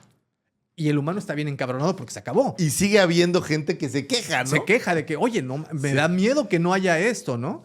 ¿Y qué sucede? Que con base en todas estas modificaciones, pues en un futuro empiezan a nacer niños con ciertos poderes, como por ejemplo telepatía, ¿no? Empieza a haber este desarrollo, este cambio, se acaba la humanidad. Es una evolución, ¿no? Empieza a evolucionar a otra cosa. Y fíjate, aquí plantea una pregunta muy inquietante. ¿Es deseable, un mundo perfecto si para lograrlo debemos sacrificar la libertad, la curiosidad o incluso la esencia humana? Ese es el tema filosófico que plantea esta novela. Y es muy interesante porque ¿qué es entonces libertad? Aquí dice, los humanos logran la paz y la prosperidad, pero pierden motivaciones creativas, espirituales y de exploración. Y que yo creo que es una crítica social, ¿no? No, totalmente. Para no variar de ciertos regímenes por ahí. Fíjate, el núcleo filosófico es la idea de que la humanidad es una especie en transición, destinada a dejar de existir como tal para integrarse en algo mayor, una mente colectiva universal. Esto conecta con visiones transhumanistas y con una cierta mística cósmica. El papel de los guardianes, los superseñores estos, son mediadores, no dioses. A pesar de su superioridad tecnológica, están atados por sus propias limitaciones y obedecen a una entidad aún más avanzada, el Overmind o sobremente. Que aquí hay un detalle muy interesante en el tercer acto, cuando finalmente se presentan estos overlords, tienen absolutamente todas las características que tiene la concepción cristiana de un demonio. Así es. De hecho, ¿no? Así los describen con cuernitos. Rojo, cuernos, alas. Es un demonio tal cual, ¿no? Y me gusta mucho un detalle que usan, que para comunicarse usan una especie de Ouija. ¿Qué tal? Sí. Es una cosa muy curiosa. Y hace rato te decía que yo había encontrado un paralelismo con la leyenda, mito de los Anunnakis. Sí. Vamos a recordar, ya platicamos en alguna ocasión de los Anunnakis, claro, y los reptilianos y todo eso, ¿no? Los Anunnakis supuestamente son estos super señores que llegan a la Tierra y modifican el gen humano para que éste evolucione a lo que hoy somos. O sea, en teoría ellos cambiaron lo que había antes. Lo que había antes, modifican algo para que el humano cambie a lo que es ahora.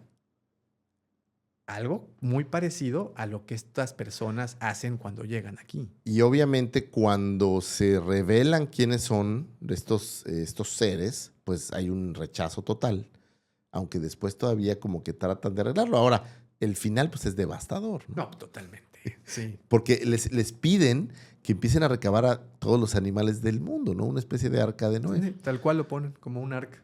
Y la historia termina en que se llevan a todos esos niños que nacieron ya en una versión modificada, voy a decir, y el planeta se destruye.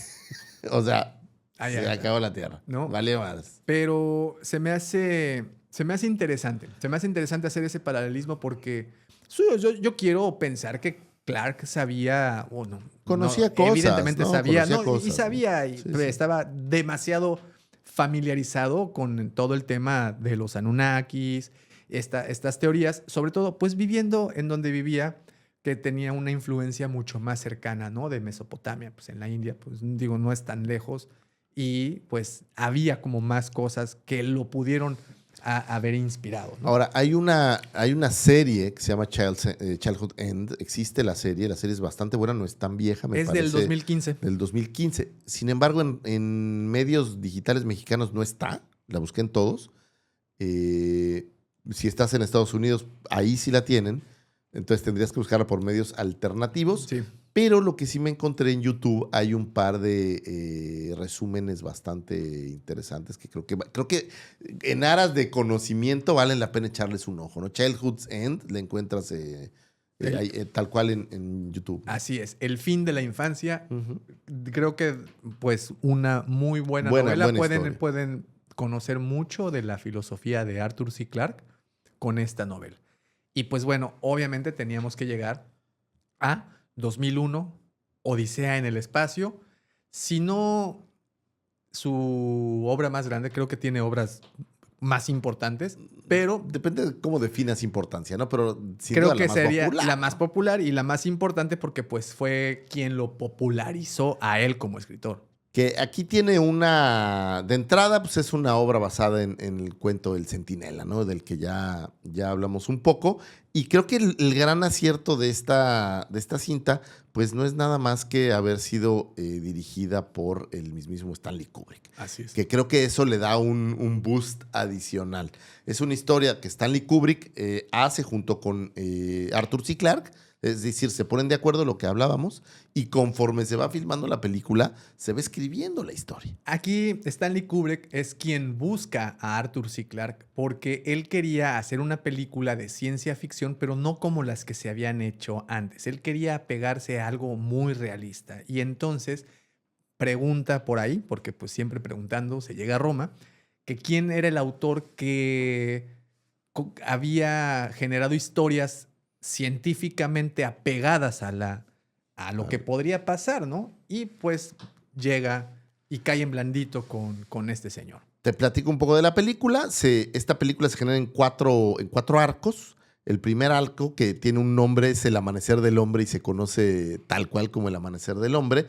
Básicamente en la Tierra prehistórica, una tribu de homínidos vive en condiciones de supervivencia extrema y un monolito negro aparece repentinamente. Tras su contacto, los simios desarrollan inteligencia y comienzan a utilizar herramientas. Uno de los homínidos utiliza un hueso para matar y esa icónica transición pues representa millones de años de evolución. Ese es el primer paso y aquí es muy interesante porque vemos cómo inicia la cinta con Así hablaba Zaratustra. Tan, tan, tan, A mí me encanta. tum, Te decía tum. hace un momento que tuvieron diferencias Arthur C. Clarke y Stanley Kubrick durante la realización tanto de la película como del libro. Porque cada uno quería imprimirle su sello personal, ¿no? Y Kubrick. Y Kubrick era Kubrick. Y pues Arthur C. Clarke también ya era Arthur C. Clarke. O sea, no eran dos Sí, papanatas, sí. no eran dos grandes. Ahora, estamos hablando de que uno era un escritor de ciencia ficción que le encantaba respaldar con hechos lo que escribía. Cosas. Entonces, eso significa que pues era alguien que le gustaba explicar exhaustivamente las cosas. Claro. Y estás por el otro lado, Stanley Kubrick, un artista visual. Alguien Que aparte en una cinta no te daba tiempo de explicar tantas todas cosas, ¿no? las cosas, ¿no? Pero bueno, ahí recae la diferencia. Mientras que el autor del libro quería explicarlo de manera exhaustiva, el otro quería dejar abierto a la especulación, a la imaginación.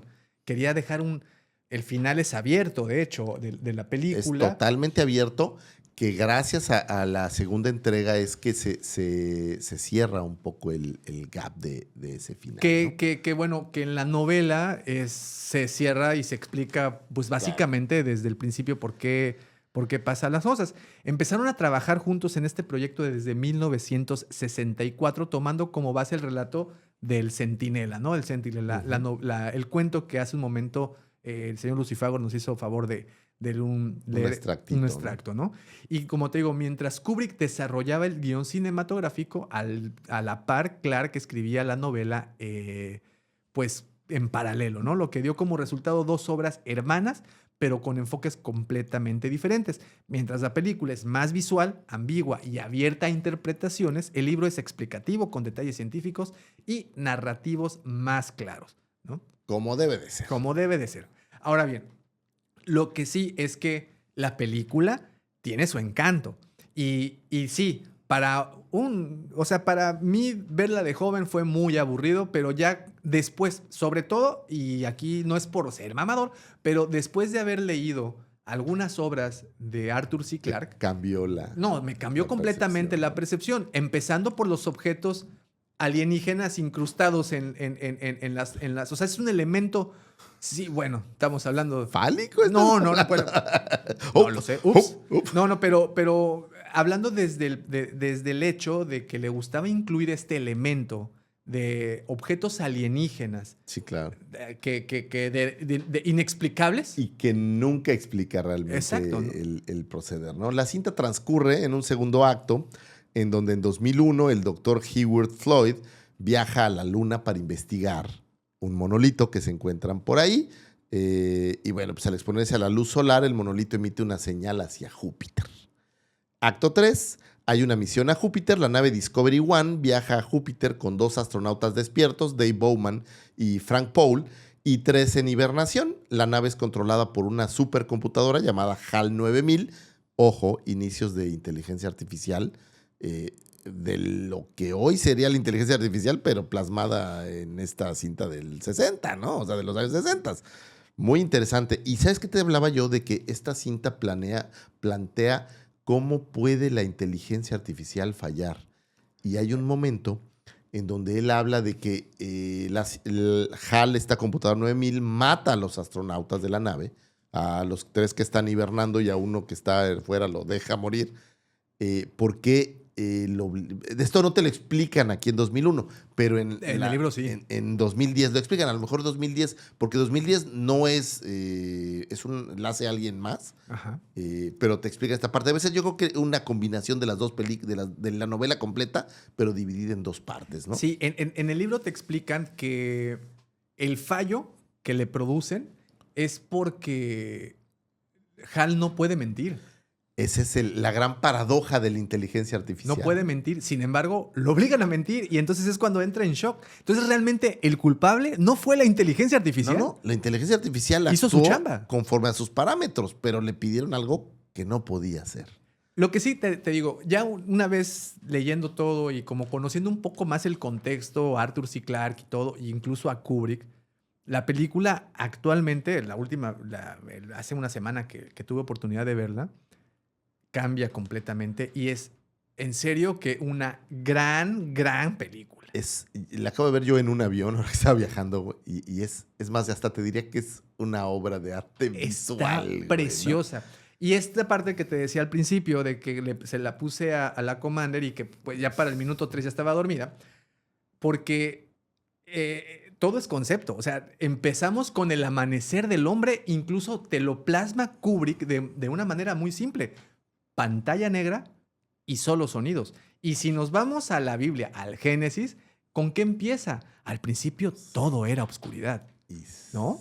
Y de repente aparece el hombre, bueno, o el protohombre o el protosimio hombre o como se le con llama. Una característica muy especial que usa Kubrick, que es muy poco desarrollada, que en vez de desarrollar un score específico para la película, tomó obras de música clásica.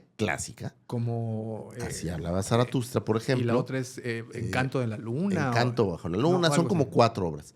Y no, es Danubio en la Luna o algo así. Sí. Y entonces usa como la banda sonora de la cinta esta música que se combina perfectamente bien con Dawn of Man. Y hoy en día, si tú escuchas Así hablaba Zaratustra, todo el mundo se transporta. remite Ahora, a esa película. en el libro, por ejemplo, te hablan, mientras que en la película aparecen estos homínidos y aparece como una tribu de ellos, no hay un protagonista, o sea, es un clan. Es un clan de ¿no? simios, ¿no? En el libro sí, hay un protagonista al cual llaman Moonwatcher. Y este protagonista, pues, le suceden varias cosas, entre ellas... No sé si recuerdas que en la película, en un momento, como un leopardo le salta a uno de los changuitos. Se pelean con un leopardo. Pero es como un momento, o sea, pasa, Sí, pero sí. pues ya, se duermen y al día siguiente ya pasó otra cosa, ¿no? En el libro, este ataque de leopardo es un motor, es el motivante que hace que empiecen a buscar ¿Cómo defenderse? cómo defenderse. Claro. Ahora, algo que sí tengo que reconocer es que en esta ocasión que vi esta secuencia de Dawn of Man o el amanecer del hombre, se me hizo muy, ¿cómo se le puede llamar? Vaya, muy poderosa. Es una secuencia muy poderosa porque ves no es humano, porque no era humano, o sea, ves a este simio hombre. Y son más apegados todavía al simio, ¿no? Son más todavía es así, en donde orangutanosescos. pues los ves convivir, por ejemplo, en la película, en el libro ponen que son cerdos, ¿no? Los que andan, pero en la película ponen a tapires. Y que los tapires se le acercaban y pues no había bronca, porque no competían por nada. O sea, no, el chango no representaba un peligro inminente a esta otra especie. Y convivían. Y me encanta cómo lo pueden plasmar ahí. La otra, por ejemplo, cuando llegaba la noche. Cuando llegaba la noche, era miedo. O sea, en la película pueden ver cómo incluso se esconden en los recovecos de las piedras pues y están todo el tiempo vigilando porque pues cualquier cosa se los podía chingar. Estamos hablando de que podían vivir un promedio de 14 años. Y a lo mejor exageras, ¿no? Y a lo mejor exagero. O sea, era un promedio de vida muy corto porque pues se morían, ¿no? Y entonces también viene esta primera etapa de cómo cuando un clan se encuentra con otro clan y nada más se hacen a lo lejos y se van, ¿no? Vaya, empezaba la humanidad y se me hace de verdad una secuencia muy poderosa. Que es lo que trata de transmitir Arthur C. Clarke. Exacto. La evolución del hombre comprimida en este pedacito. Ahora, ¿no? Aquí viene la parte en donde nos vuela la cabeza porque empieza un día, de repente amanece y se encuentran con un monolito. En el libro describen que era como de cristal, como de un vidrio. Sí, como una obsidiana, Obsidiana, ¿no? Un monolito. Y pues se le acercan a ver qué onda, a ver qué es. Pues no saben qué es. Y aquí viene algo sumamente interesante porque decíamos al principio que se toman como estos potenciadores evolutivos, ¿no? Y efectivamente, a la fecha, las investigaciones y estudios que se han hecho y el darwinismo y toda esa gran teoría que existe y esos estudios, aún tienen el famoso eslabón perdido. Claro. No saben en qué momento el hombre saltó a ser hombre, o sea, ganó esta inteligencia. No saben qué animal fue el que estaba en medio, digamos.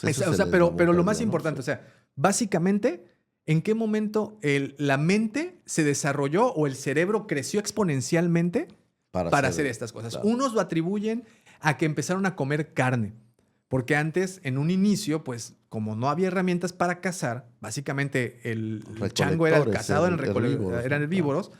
Una vez que empiezan a comer carne, empiezan a ingerir grasas animales, y la grasa animal, pues, es conocido que alimenta directamente a tus neuronas.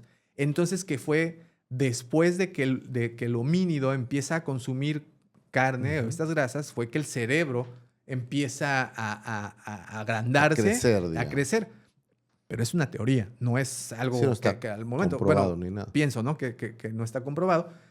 Y entonces existe esta gran duda de en qué momento fue que cambió nuestro cerebro y empezó a razonar de manera distinta. Y empiezan las teorías de que los Anunnakis llegaron y transformaron el genoma y pues bueno, salió así. Y aquí, en esta historia, ese agente de cambio fue el monolito. Que se habla que en teoría es mandado por un ser avanzado, digamos. Una civilización avanzada. Que más adelante, en 2010, amplían sobre ese tema que me gusta mucho el cómo lo cierran, ¿no? Ojo, que la explicación de esto viene en el Centinela. O sea, de hecho, el Centinela puede ser un complemento perfecto para la novela de 2001 Odisea en el espacio, porque sí te hablan de que estos objetos fueron enviados por una civilización, fueron plantados en lugares en donde había civilizaciones con potencial para desarrollarse. Bueno, en 2010, la película termina en que Bowman se vuelve un Star Child, le llaman. El feto espacial. El feto espacial, gracias a la evolución de este monolito. nada más para no olvidarlo, es Así hablaba Zaratustra de Richard Strauss, los temas, el Danubio Azul de Johann Strauss. ¿De dónde sacamos el baile bajo la luna? Serenata bajo la luna de Mozart, pensamos que era. Y una que es Requiem de Gheorghi Ligeti. Ok. Esa es la música que tiene la cinta. Cuando termina esta cinta, es un éxito de taquilla, güey. Le costó 10 millones y generó 140. O sea, sí, no, le fue un recontra exitazo. bien. Pero muchos años después, casi 10, no más, yo creo, ¿no? Casi 20, 15 años. O sea, esto fue en 1968 y para 1900, ahora verás, aquí lo tenía, me parece que es el 86, me parece. Sí, en 84, perdóname. Aparece 2010, The Year That We Made Contact, que yo creo que es solamente tomaron estos elementos de la versión original y los generó Arthur C. Clarke como una secuela directa. Y aquí te hablan de que la nave, el Discovery que quedó perdida, la van a buscar y encuentran el monolito que es así del tamaño del planeta casi, y te explican un poco que estos monolitos es lo que usaban estas civilizaciones avanzadas para recrear la vida. Claro, escogían lugares en donde hubiera formas de vida con posibilidad de desarrollo. Y se generaba la vida. Y te hablan de que Júpiter lo convierten en un sol a base de los monolitos, porque hay una luna en Júpiter, luna que existe, que es una luna que se llama Europa, que existe y que en teoría tiene agua y que es el único cuerpo celeste donde se cree que realmente podría generarse vida similar a la del hombre en nuestra galaxia, nuestro sistema solar. Y entonces la novela toma a Europa y generan que va a haber vida en Europa. Y entonces termina la 2010, donde les dicen estas inteligencias, les dicen, ustedes pueden ir a explorar lo que ustedes quieran, solo no pueden meterse con Europa. Porque te están hablando de que pues, Europa está en potencial, ¿no? Potencializada. En desarrollo. Para hacer un desarrollo de vida. Así es muy... Sí, está tremendo. Mira, aquí tengo una pequeña tabla para todos los que quieran conocer cuáles son las diferencias entre el libro y la película. Y vamos a las principales. Por ejemplo, en el inicio, el famoso amanecer del hombre, en la película se enfoca en la experiencia visual y simbólica. No hay narración ni diálogo, solo imágenes que muestran la evolución de los homínidos tras encontrar el monolito. Puro y ya, y música, ¿no? En el libro describe con más detalle el pensamiento interno de Moonwatcher, el protagonista de Los Changuitos, que es el líder, y explica que el monolito es un dispositivo de entrenamiento que impulsa el uso de las herramientas. En la película y el libro encuentran un esqueleto y empiezan a usar los huesos para partir cráneos. Y pues básicamente, ¿no? Así empezó el desmadre. Bueno, el monolito en la luna. La diferencia, en la película el monolito aparece enterrado en la luna y al ser expuesto emite una señal hacia Júpiter o Saturno, dependiendo de la versión. La procedencia y propósito son sugeridos, pero no explicados. En el libro aclara que se llama TMA1, Tycho Magnetic Abnormality, y que es un artefacto alienígena que actúa como baliza para indicar que la humanidad ha alcanzado la capacidad de viajar por el espacio. O sea, ya llegamos a la luna, ya sabemos. Sí, exacto. El destino de la misión. En la película, la misión Discovery se dirige hacia Júpiter. En el libro, el destino es Saturno, específicamente la luna Iapetus. El cambio en el filme se debió a que Kubrick consideró demasiado difícil recrear los anillos de Saturno con efectos ópticos convincentes en 1968. Hablando de HAL 9000, ¿no? De la computadora. Claro. En la película, la razón por la que HAL se vuelve loco es ambigua. Se sugiere un conflicto entre su programación para ser veraz y la orden de ocultar información sobre la misión. En el libro, Clarke es más claro. HAL entra en conflicto porque su programación le obliga a no mentir, pero también a ocultar la versión a la tripulación, lo que provoca un fallo cognitivo letal. De nueva cuenta, no fue culpa de la computadora, fue culpa del hombre. El programador. En la secuencia final, y la transformación. En la película, como mencionaste, el viaje de Bowman a través del Stargate, de este viaje psicodélico como el que tenemos aquí en la pantalla, Sí, está súper psicodélico. es una experiencia psicodélica visual y abstracta. El significado queda abierto a la interpretación. En el libro, Bowman viaja a través de un portal creado por los alienígenas. Es llevado a un entorno simulado para ser observado. Y finalmente renace como el niño estelar, una nueva forma de existencia que regresa a la Tierra con poderes desconocidos. Clark detalla más el proceso y la naturaleza de esa transformación, como los niños del fin de la infancia. ¿Y qué podemos ver en 2010? Un poco de eso, es como una especie de fantasma. Así es. Incluso hay una escena en donde está su madre y él, un cepillo está volando y la peina, que se entiende que es, pues... Sí, en la película Bowman haciendo, ¿no? en la película creo que llega a una casa victoriana, una casa así Sí, como es muy una antigua, casa como ¿no? muy... Es un cuarto realmente, muy victoriano. Y se ve él en como 4 etapas, yo te diría. Una etapa de donde originalmente estaba, una etapa un poco más de adulto, una etapa de viejo y una etapa ya del niño estelar. Del niño Que estelar. la película termina con el bebé en el espacio que no entiendes ni madre. ¿Te acuerdas de ese capítulo de Los Simpsons cuando Homero va al espacio?